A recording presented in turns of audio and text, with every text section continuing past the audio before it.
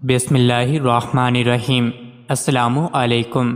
روزانہ واقعات سننے کے لیے اس چینل کو سبسکرائب کریں۔ قطب الدین خلجی بادشاہ علاء الدین خلجی کے بیٹے تھے۔ وہی علاء الدین خلجی جو کہ رانی پرماوتی کی وجہ سے مشہور ہیں۔ جب علاء الدین خلجی اس دنیا سے رخصت ہوئے تو ان کے ایک قریبی وزیر اور نہایت ہی وفادار ساتھی ملک نائب نے بادشاہ کے خاندان کو چن چن کر قتل کروا دیا اور علاء الدین خلجی کی بیوی کو قید خانے میں ڈلوا دیا۔ علاء الدین خلجی کے بیٹوں کی آنکھیں نکلوا دیں اور بعض کو قتل کروا دیا، مگر وقت کی دیوی چونکہ قطب الدین خلجی پر مہربان تھے، اس لیے شاہی محل کے کچھ وفادار خواجہ سراؤں نے ملک نائب کو ایک رات قتل کر دیا اور اس کے بعد قطب الدین مبارک شاہ دہلی کے تخت پر براجمان ہوئے۔ انہوں نے سب سے پہلا کام یہ کیا کہ علاء الدین خلجی کے شہزادے یعنی کہ خود بادشاہ کے سلامت کے بھائی جو کہ ملک نائب کے غضب سے بچ گئے تھے، انہیں ایک ایک کر کے قتل کروا دیا۔ اس کی سلطنت ہندوستان کے ایک بڑے رقبے تک پھیلی ہوئی تھی۔ یہ مذہباً مسلمان تھا مگر اس کی حرکات انسانیت کی تمام حدیں پار کر گئی تھیں۔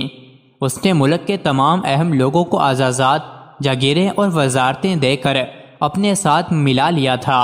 ملک کے تمام حقوں، ایماندار اور بااثر لوگوں کو ایک ایک کر کے قتل کروا دیا تھا۔ ملک کا جو بھی شخص اس کو چیلنج کرتا، یہ دولت کے ذریعے اس کو خرید لیتا یا پھر اسے قتل کروا دیتا۔ یہ معاملہ اس حد تک رہتا تو درست تھا کیونکہ دنیا کے زیادہ تر بادشاہ یہی کرتے ہیں، لیکن وہ فطرتاً ایک مکروہ کردار تھا، وہ ہم جنس پرست تھا۔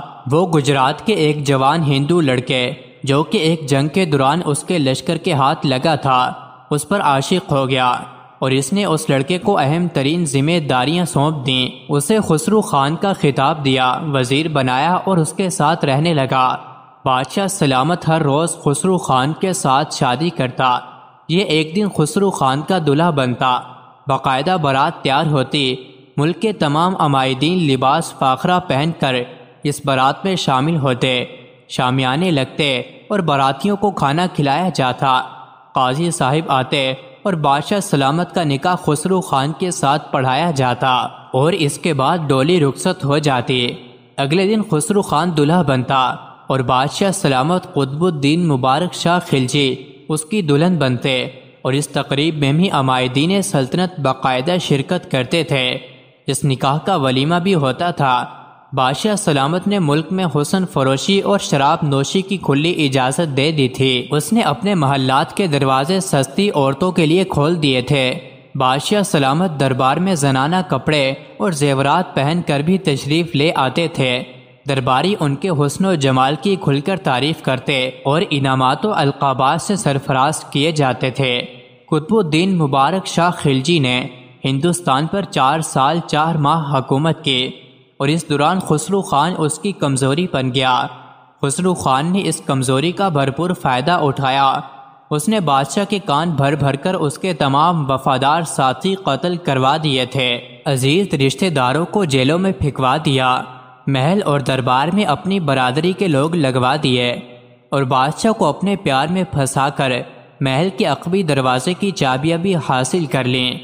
تاریخ فیروز شاہی کے مصنف ضیاء الدین برنی لکھتے ہیں کہ یہ شخص خسرو ہر وقت سلطان کو ہلاک کرنے کے بارے میں سوچتا رہتا۔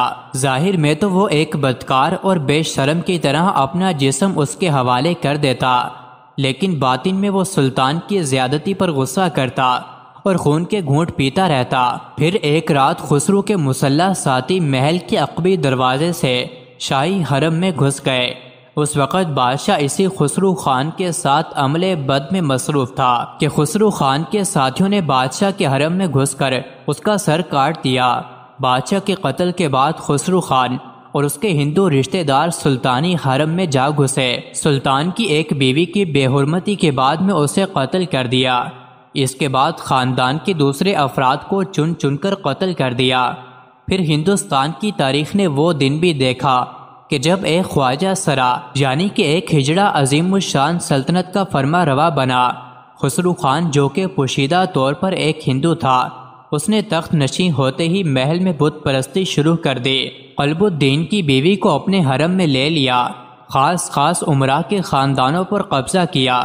مسلمان عورتوں اور کنیزوں کی خسرو اور اس کے رشتہ دار بے حرمتی کرنے لگے۔ اسی خسرو خان نے سب سے پہلے ہندوستان میں گائیں ذبح کرنے پر پابندی لگائی۔ مملکت کے اہم عہدوں پر ہندو فائز ہو گئے اور وہ خوشیاں مناتے کہ دہلی پر پھر سے ہندوؤں کا قبضہ ہو گیا ہے۔ امراء اور شرفا سے بدتمیزیوں کی حرکتیں اس قدر بڑھ گئیں کہ لوگوں نے خدا اور رسول کا واسطہ دے کر دیپال پور یعنی موجودہ اکاڑا کے امیر غازی ملک کو دہلی آنے کی دعوت دی۔